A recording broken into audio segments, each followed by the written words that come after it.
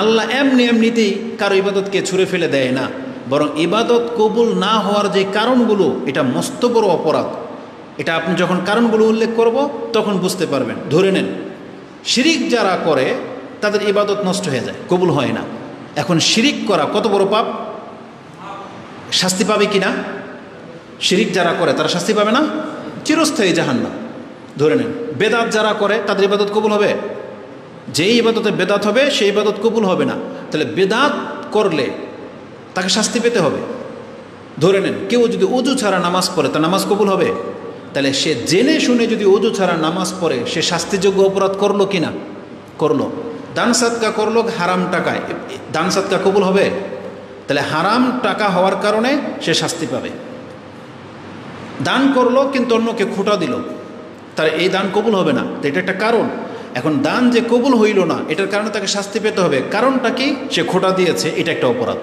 তার মানে ইবাদত কবুল না হওয়ার পেছনে যতগুলো কারণ আছে নিঃসন্দেহে ওটা কোনো না কোনো একটা পাপ, আর এই পাপের কারণে তাকে শাস্তি পেতে হবে। এই জন্য প্রত্যেকটা মুসলিমকে এটা জানতে হবে যে আমার ইবাদত কেন কবুল হবে না, সে বাধাগুলো কি, এটা আপনাকে ঠেকাইতে হবে, এখান থেকে উঠে আসতে হবে। যার জন্য আজকের এই বক্তব্য। আসুন আমি আপনার ভূমিকাটা লম্বা না করে এখন আমি সরাসরি ওদিকে চলে যাই যে কতক ব্যক্তির ইবাদত যে কবুল হয় না এটা আল্লাহ স্বয়ং আমাদেরকে জানিয়েছেন, যেটা অধিকাংশ মুসলিমরা খেয়াল করেন নাই। মনে করেন যে ইবাদত করলেই মনে কবুল হয়ে যাচ্ছে, না, হবে না। কতক ব্যক্তির ইবাদত আল্লাহ কবুল করছে না। প্রথমে আমি আপনাকে দেখাবো যে কোনো একটা কাজ এটা ইবাদত করতে হলে কি লাগবে, এটা প্রথম আপনাকে জানতে হবে। যেমন আমরা সবাই এখানে সাধারণ মানুষ, আদম সন্তান।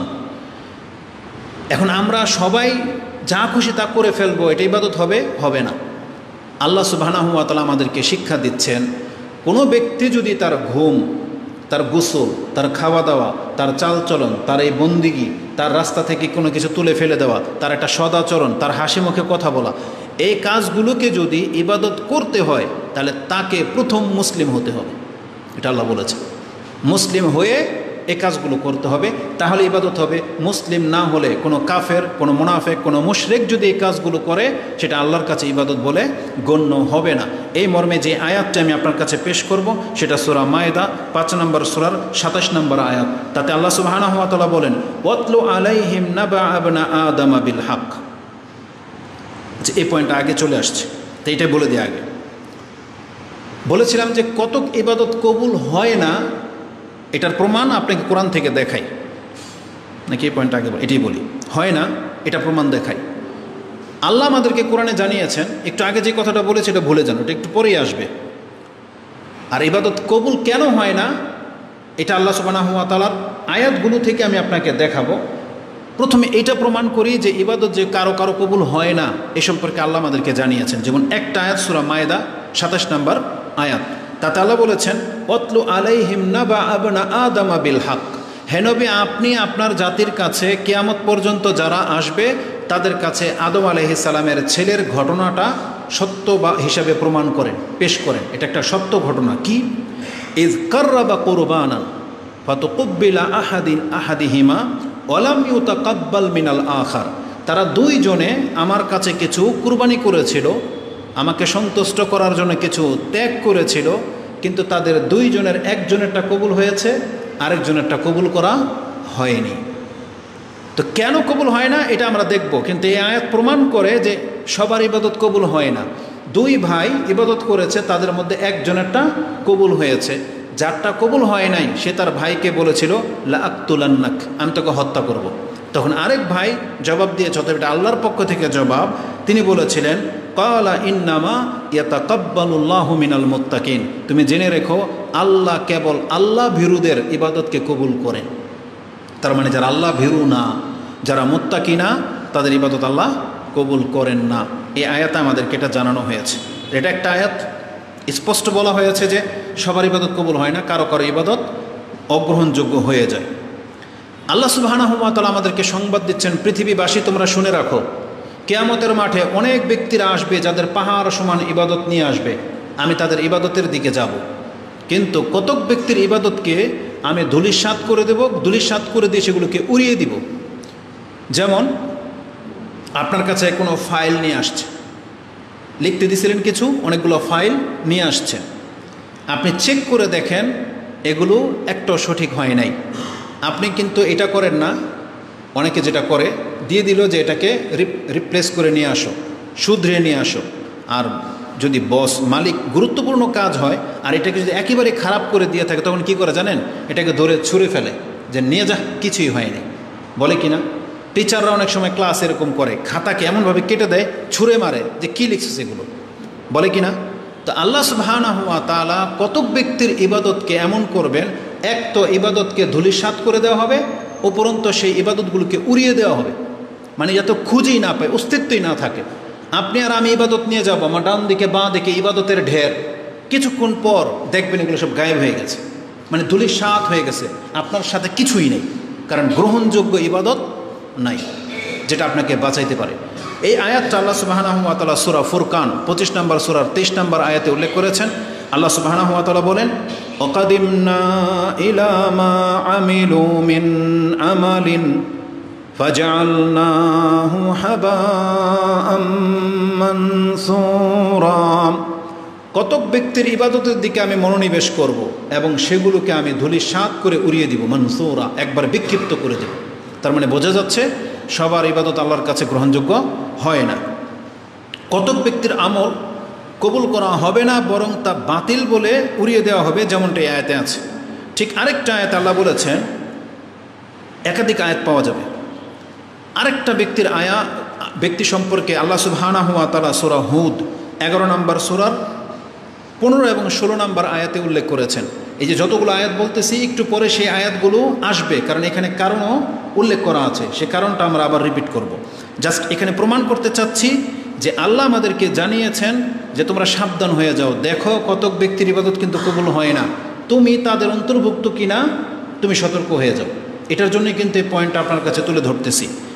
সূরা হুদ 11 নম্বর সূরার 15 এবং 16 নম্বর আয়াতে আল্লাহ সুবহানাহু ওয়া তাআলা বলেন, উলাইকাল্লাযীনা লাইসা লাহুম ফিল আখিরাতি ইল্লান নার। কতক ব্যক্তি আছে তারা পরকালে জাহান্নামের আগুন ছাড়া আর কিছুই পাবে না, এটা আছে। কি করা হবে তাহলে? আল্লাহ বলেছেন, ওয়াহাবিতা মা সানাউ, তারা দুনিয়াতে যা কিছু করেছিল সব বরবাদ করে দিয়েছে। ওয়াবাতিলুম মা কানু ইয়ামালুন, আর যারা তা কর্ম করেছে এগুলো সব বাতিল, একটা হক কাজ ছিল না, মানে এটা আল্লাহ বাতিল বলে ঘোষণা করে দিবেন। তো এই আয়াতটা সূরা হুদ 11 নম্বর সূরার 15-16তে আপনি পেয়ে যাবেন, যেগুলো প্রমাণ করে যে কতক ব্যক্তির ইবাদত কিন্তু কবুল হচ্ছে না। আরেকটা আয়াত বলে এখান থেকে সরে যাব।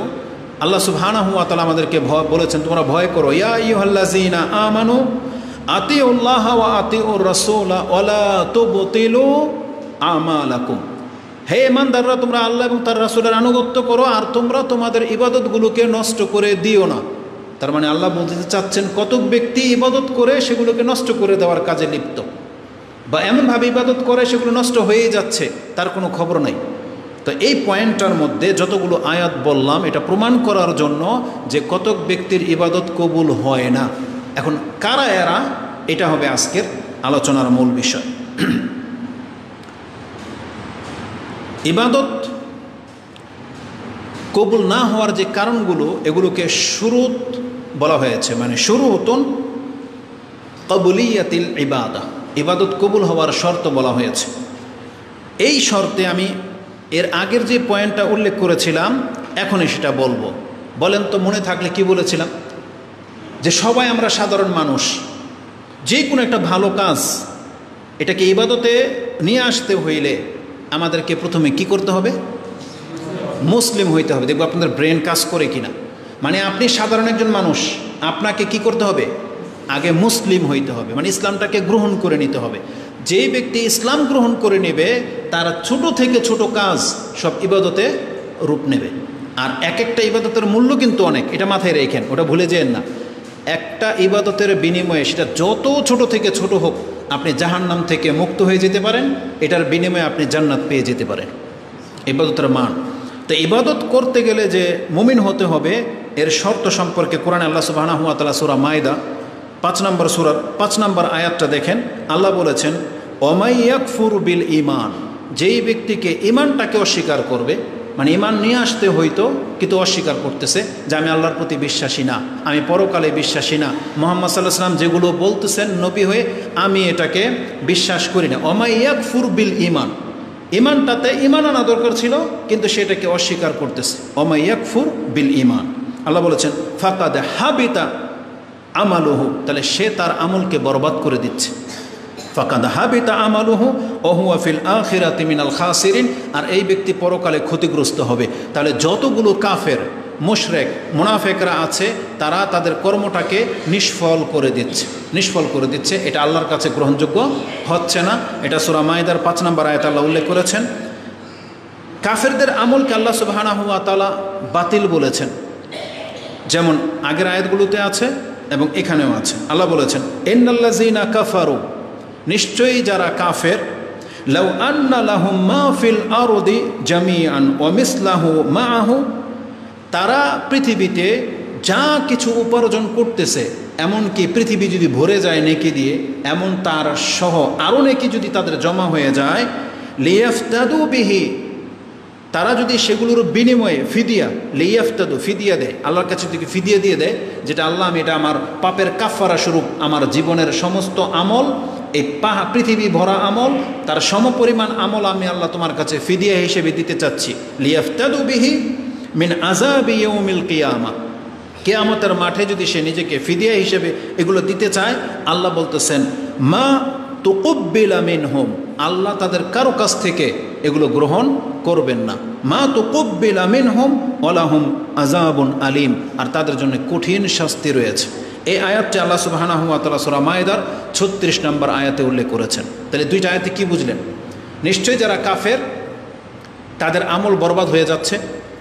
নিশ্চয়ই যারা কাফের, তাহলে তারা যত ভালো কাজ করুক না কেন, পৃথিবী ভরে যদি যায় নেকিতে এবং আল্লাহর কাছে গিয়ে যদি বলে আল্লাহ এগুলো নিয়ে আমাকে মুক্ত করে দেন জাহান্নাম থেকে, আল্লাহ বলছেন মা তুকুব্বিলা মিনহুম, তাদের কাছ থেকে এটা গ্রহণ আমি আল্লাহ করব না। এটা ইবাদতের ক্ষেত্রে।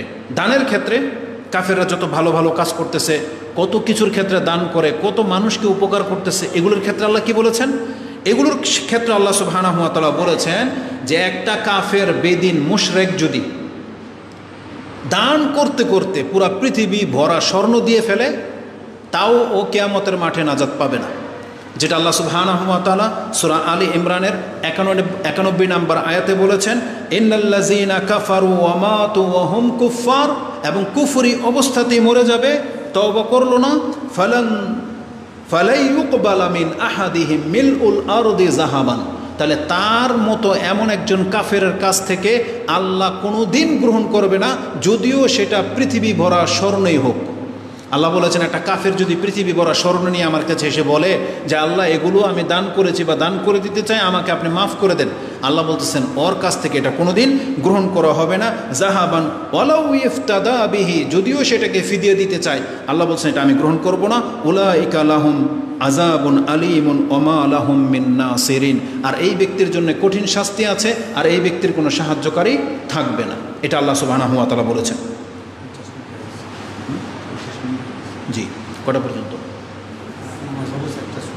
4টা। আচ্ছা, তো আজানের সময় হয়ে গেছে, আজান দিয়ে তারপরে বলবো তো দেন। তো এখন আজানের সময়, তারপরে 10 মিনিটের মধ্যে বাকিটা আমরা ক্লোজ করে দেবো। আজান 4টায় দিবেন? আচ্ছা, কি করব?